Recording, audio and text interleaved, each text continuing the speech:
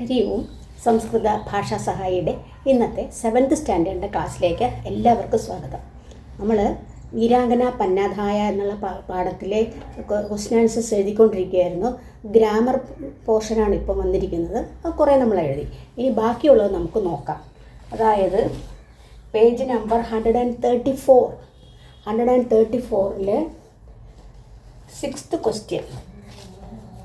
Question എന്ന് പറയുമ്പോഴത്തേക്ക് ഉദാഹരണ അനുസാരം അഥ പ്രദത്താനാം പദാനാം സന്ധിം കുർവന്തു. ഉദാഹരണ അനുസാരം ഒരു ഉദാഹരണം കൊടുത്തിട്ടുണ്ട്.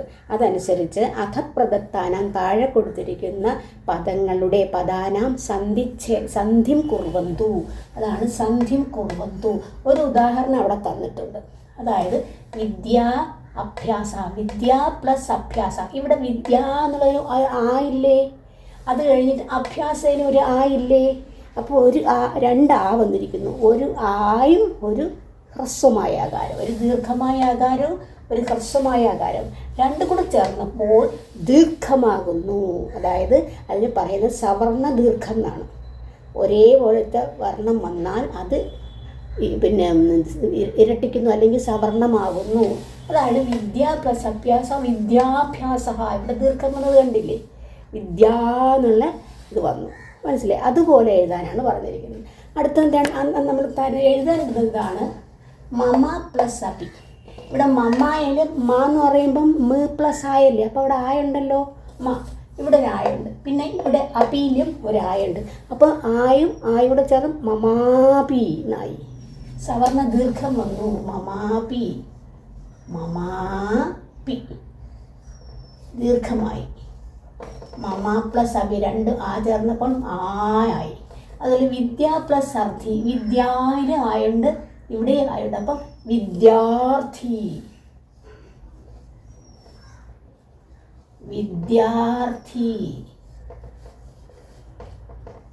സവർണ ദീർഘം എന്നാണ് പറയുന്നത്. അടുത്ത സഹ പ്ലസ് അനുഭൂതി. ഹായിൽ ഒരായില്ലേ, ഹ് പ്ലസ് ആയാണ് ഹ. ഇവിടെ ഒരായുണ്ട്, അനുഭൂതിയിലും ആയുണ്ട്. അപ്പം രണ്ടും കൂടി ചേർന്ന് സഹാനുഭൂതിയായി. സഹാനുഭൂതി.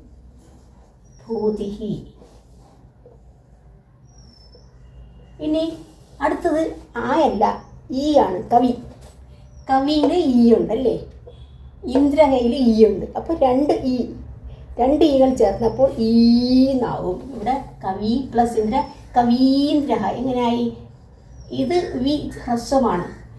കവി ഇപ്പം ദീർഘമായില്ലേ, കവീന്ദ്രഹ. കവി പ്ലസ് ഇന്ദ്രഹ, കവീന്ദ്രഹ. രണ്ട് ഈ ചേർന്നപ്പോൾ ദീർഘമായ ഈ ആയി. അതുപോലെ ഗിരി പ്ലസ് ഈശഹ. ഇവിടെ ഗിരി ഹ്രസ്വമായ ഈ, ഇവിടെ ഈ എന്നുള്ളത് ദീർഘവും. അപ്പം രണ്ട് ഈകാരം ചെന്നപ്പോൾ ദീർഘമായ ഈ ആയി. അപ്പം ഗിരി പ്ലസ് ഈശഹ, ഗിരീശഹ.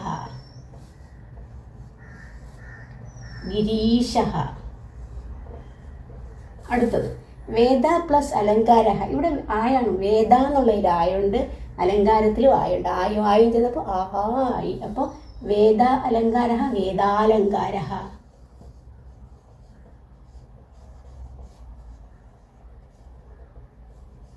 വേദാലങ്കാര. അടുത്ത ദൈത്യ പ്ലസ് അരിഹി. ദൈത്യായിരം ആയുണ്ട്, അരിഹിയിലും ആയുണ്ട്. രണ്ടും കൂടെ ചേർന്നപ്പോൾ ദീർഘം ദൈത്യാരിഹി.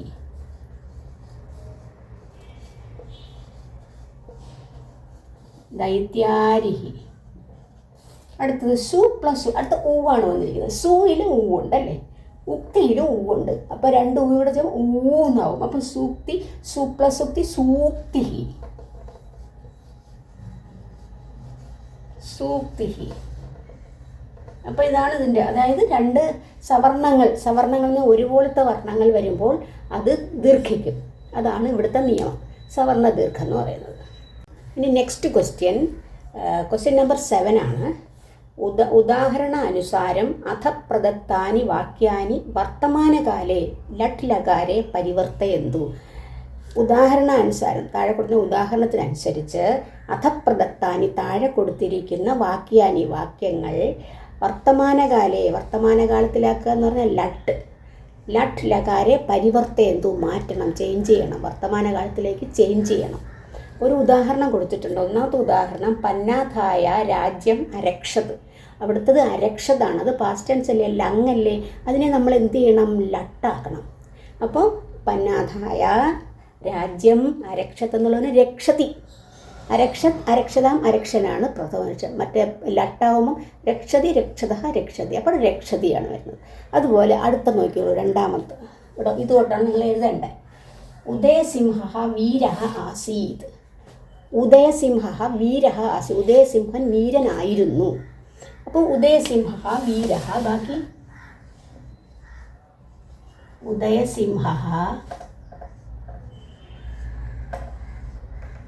വീര. ഞാൻ നോക്കേണ്ട വീര എന്താണ്? ആസീത് എന്നുള്ളതിൻ്റെ ലട്ടെങ്ങനെ വരും? ഇതിൽ അങ്ങല്ലേ. അപ്പോൾ ആസീത് ആസ്താമാസൻ, മറ്റൊരു അസ്ഥിസ്ഥ സന്ധി. അപ്പം ഉദയസിംഹ വീര അസ്ഥി, അസ്ഥിയാണ് ഇവിടെ ഉള്ളത്. അസ്ഥി. അടുത്തത് അഹം തത് സർവം അപശ്യം. ഇവിടെ അഹമാണ്, ഉത്തമപുരുഷനാണ്. അപ്പം ഇവിടെ ഉത്തമപുരുഷനാണല്ലേ. അഹം തത് സർവം അപശ്യം, ഞാൻ അത് എല്ലാം കണ്ടു. അപ്പോൾ ഞാൻ എല്ലാം കാണുന്നു എന്ന് വേണം വരാം. അപ്പം ഞാനാണ് ഇവിടെ അഹം. അപ്പോൾ അഹം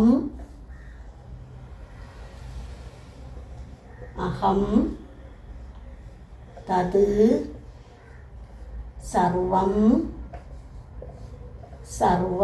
അപശ്യം എന്നുള്ളതിന് അപശ്യം ഉത്തമപുരുഷ ഏകവചനമാണ്. അപ്പോൾ ഇവിടുത്തെ ലട്ടിലെ ഉത്തമപുരുഷ എങ്ങനെ?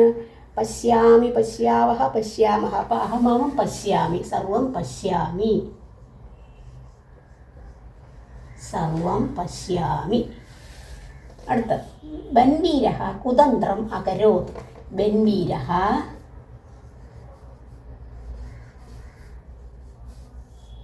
കുതന്ത്രം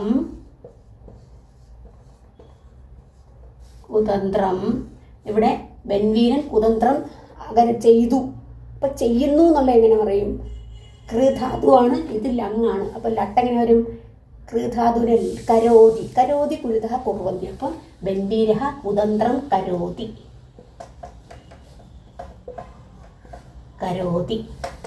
അടുത്ത ത്വം ശയനസ്ഥാനം അഗച്ഛ. ഇവിടെ ത്വമാണ് വന്നത്. അപ്പം ത്വം നീ ശയനസ്ഥാനം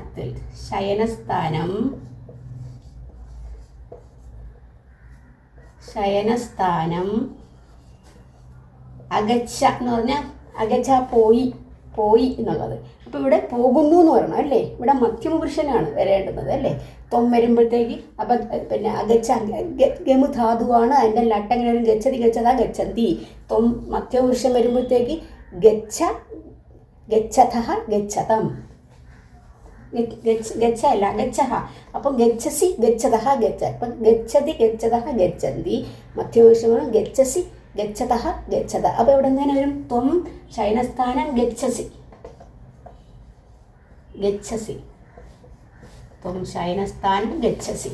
അടുത്തത്തെ കഥാം അപഠൻ. അവർ കഥയെ അപഠൻ വായിച്ചു.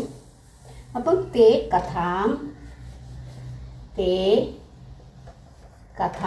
കഥയെ എന്ത് ചെയ്തു?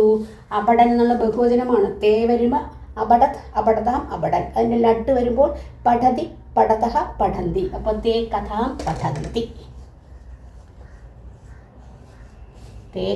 പഠന്തി. ഇങ്ങനെയാണ് വരുന്നത്.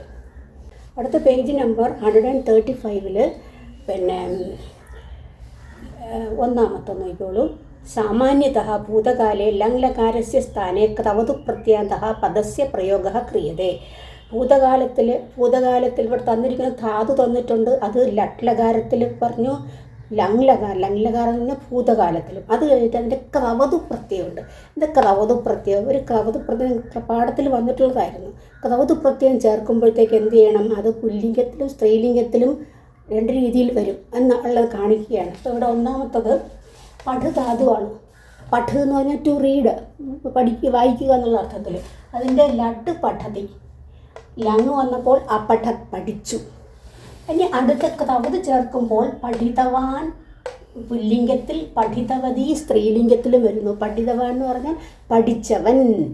അത് പാസ്റ്റ് ടെൻസ് അല്ലേ അർത്ഥം? പഠിച്ചവൾ. പഠിതവതി പഠിച്ചവൾ. എന്നുള്ളതാണ്. അപ്പോൾ അതിൻ്റെ ബാക്കി താഴെ ഓരോന്നും ടെക്സ്റ്റിൽ തന്നെ കൊടുത്തിട്ടുണ്ട്. ഇതാണ് കൊടുത്തിട്ടുള്ളത്. അത് ആദ്യത്തെ പറഞ്ഞു. രണ്ടാമത്തെ ലിഖ് എന്ന് വെച്ച് എഴുതുക എന്നുള്ള അർത്ഥത്തിൽ. വർത്തമാനകാലത്തിൽ വന്നപ്പോൾ ലിഖതി, ലങ് ലകാരത്തിൽ വന്നപ്പോൾ അലിഖത്ത്. അതിൻ്റെ കഥാവധി ചേർത്തപ്പം ലിഖിതവാൻ പുല്ലിംഗം, ലിഖിതവതി സ്ത്രീലിംഗം, എഴുതിയവൻ എഴുതിയവൾ. അടുത്ത ഖാദ് കഴിക്കുക, ഖാദതി ലട്ട് കഴിക്കുന്നു, അഖാദ് പാസ്റ്റ് ടെൻസ്. കഥാവധി ചേർത്തപ്പോൾ ഖാദിതവാൻ ഖാദിതവതി കഴിച്ചവൻ കഴിച്ചവൾ. ഇനി പിബ്, അതിൻ്റെ ലട്ട് പിബതി, പാസ്റ്റ് ടെൻസ് ലങ്, അപിബത് കുടിച്ചു. അപ്പോൾ അതിൻ്റെ കഥാവധി ചേർത്തപ്പം പീതവാൻ കുടിച്ചവൻ, പീതവതി കുടിച്ചവൾ. അടുത്ത രക്ഷിക്കുക, രക്ഷതി ലട്ട്, അരക്ഷത് ലങ്. അതിൻ്റെ കഥാവധി ചേർത്തപ്പോൾ രക്ഷിതവാൻ രക്ഷിച്ചവൻ, രക്ഷിതവതി രക്ഷിച്ചവൾ. അടുത്ത കൃ എന്ന് വെച്ചാൽ ഡു എന്നുള്ള അർത്ഥത്തിൽ. അതിൻ്റെ ലട്ട് കരോതി ചെയ്യുന്നു, അകരോത്ത് ലങ്, കൃതവാൻ ചെയ്തവൻ, കൃതവതി ചെയ്തവൾ. അടുത്ത ഭൂ നടക്കുന്നു എന്നുള്ള അർത്ഥത്തിൽ, ഭൂ ആകുന്നു എന്നുള്ള അർത്ഥത്തിൽ. ഭവതി ലട്ട്, അഭവത്ത് ലങ്, ഭൂതവാൻ ഭൂതവതി. അടുത്ത മിലതി, അമിളത്ത് ലങ്, മിളിതവാൻ മിളിതവതി. ചലിക്കുക സഞ്ചരിക്കുക, ചലതി അചലത്ത്, ചലിതവാൻ ചലിതവതി, ചലിതവാൻ സഞ്ചരിച്ചവൻ, ചലിതവതി സഞ്ചരിച്ചവൾ. അടുത്ത പോകുക, ഗച്ഛതി അഗച്ഛത് പാസ്റ്റ് ടെൻസ്, ഗതവാൻ ഗതവതി പോയവൻ പോയവൾ. അടുത്ത നയിക്കുക, നയതി, നയ ധാതുവാണ്, നയതി ലീഡ് ചെയ്യുക എന്നുള്ള അർത്ഥം. ആ നയത് നീതവാൻ നീതവതി, നയിച്ചവൻ നയിച്ചവൾ. അടുത്തത് സ്മരു ധാതു, സ്മരിക്കുക എന്നുള്ള അർത്ഥം. സ്മരതി ലട്ട്, അസ്മരത്ത് ലങ്, സ്മൃതവാൻ സ്മൃതവതി, സ്മൃതവാൻ ഓർമ്മിച്ചവൻ ഓർമ്മിച്ചവൾ. ത്യജിക്കുക, ത്യജതി അത്യജതാണ് ലങ്, ത്യക്തവാൻ ത്യക്തവതി ത്യജിച്ചവൻ ത്യജിച്ചവൾ.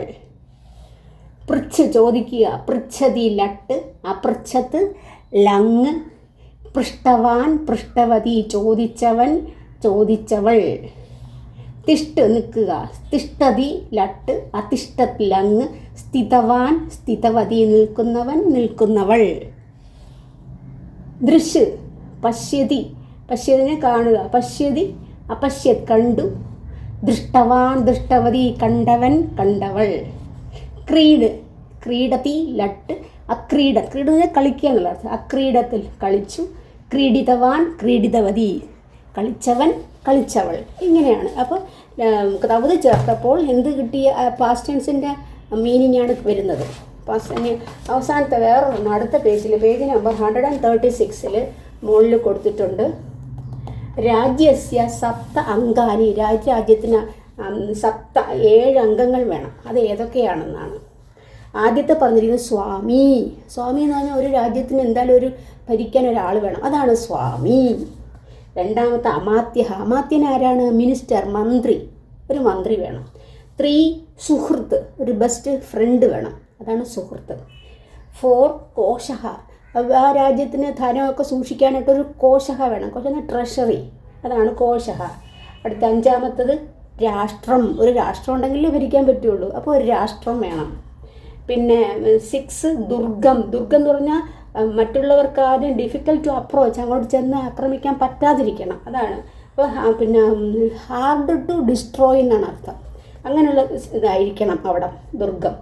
ബലം വേണേ, ആരെങ്കിലും ആക്രമിക്കാൻ വരുമ്പോഴത്തേക്ക് എന്ത് ചെയ്യണം? ബലത്തിന് വേണ്ടിയിട്ട് സൈന്യങ്ങളും ഒക്കെ വേണമല്ലോ, അതാണ് ബലം. ഇത്രയും കാര്യങ്ങൾ, 7 കാര്യങ്ങൾ ഒരു രാഷ്ട്രത്തിന് അത്യാവശ്യമാണ്.